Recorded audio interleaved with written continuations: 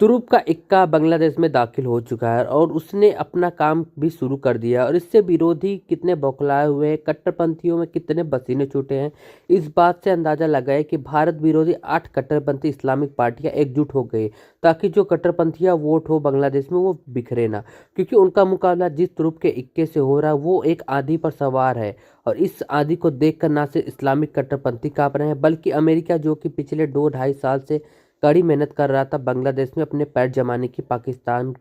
जो कि दशकों से कोशिश कर रहा है बांग्लादेश को जो उसने गंवाया है वो दूसरे तरीके से हासिल करे। इसके अलावा चीन, जो कि लोन के दम पर, पैसों के दम पर बांग्लादेश की ज़मीन हासिल करने पर लगा हुआ था। एक ही साथ इन सब का सफाया होने का खतरा इनके सर पे मंडरा रहा है और इसी के देखते हुए ये इस्लामिक पार्टियों को आर्डर दे रहे हैं कि एकजुट हो जाओ,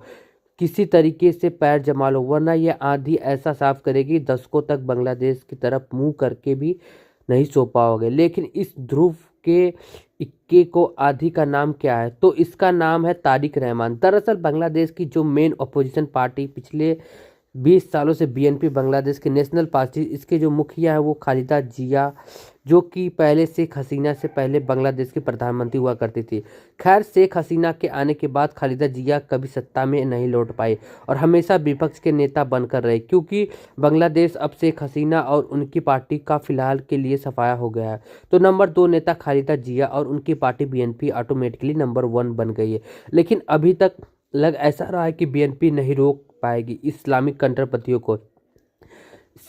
इसीलिए क्योंकि खालिदा जिया लिटरली डेथ बेड पर है, यानी कि कभी भी उनकी मौत हो सकती है और उनके चेले चपाटे में इतना दम नहीं है कि बीएनपी जैसी विशाल पार्टी को संभाल सके। और इसीलिए बहुत लोगों ने लग रहा था कि फरवरी 2026 में, यानी अब से 2 महीने के बाद बांग्लादेश में जो इलेक्शन होने वाले हैं वहाँ पर फ्रैक्चर मैंडेट आएगा, यानी कि किसी भी पार्टी का बहुमत नहीं मिलेगा और उसके बाद मोहम्मद यूनिस, जो कि इस समय तानाशाह बनकर राज कर रहा है और भारत की गले की हड्डी बना हुआ है, ये लंबे समय तक राज कर सकता है या फिर दोबारा इलेक्शन भी करवा सकता है। इसकी भी संभावना है कि वो कट्टरपंथी साथियों का सहयोग से लंबे समय तक बांग्लादेश पे राज करे। लेकिन अब ये सब कुछ पलटने जा रहा है, क्योंकि अचानक से अब 2-3 दिन पहले खबर आई कि खालिदा जिया का बेटा तारिक रहमान, जो कि 15 साल से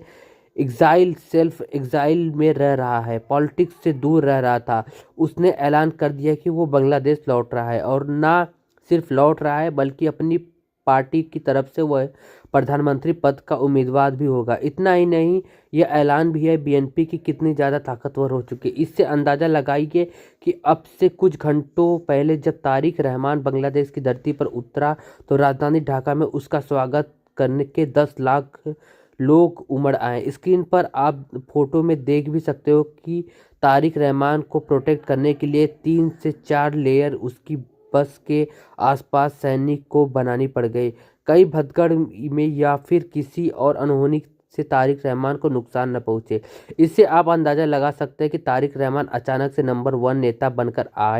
आ गए हैं। बीएनपी का ही नहीं, पूरे बांग्लादेश का इस बात का 99% चांसेस कि तारिक रहमान फरवरी के बाद जब चुनाव होंगे तो बांग्लादेश के प्रधानमंत्री बनकर उभरेगा। और इससे इतना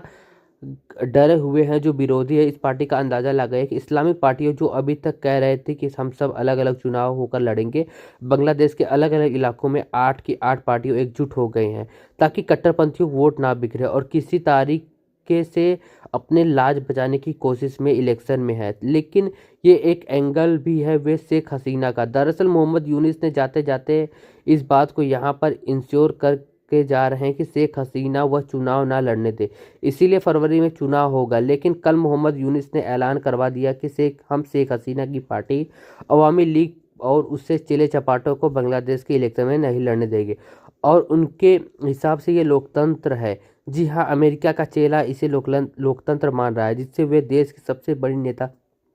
सबसे बड़ी पार्टी को इलेक्शन लड़ने से रोक रहा है और उस पर बैन लगाने की तुलना है। हालांकि आप में से कई लोग कहेंगे कि यार, चुनाव अगर लड़ने भी दे तो शेख हसीना क्या उखाड़ लेंगे, भाई इतना विरोधी देश में हो रहा है, इतने उनके नेताओं पर हमले हो रहे हैं, ऐसे में शेख हसीना और उनकी पार्टी चुनाव लड़कर हासिल ही क्या कर लेंगे। तो आपको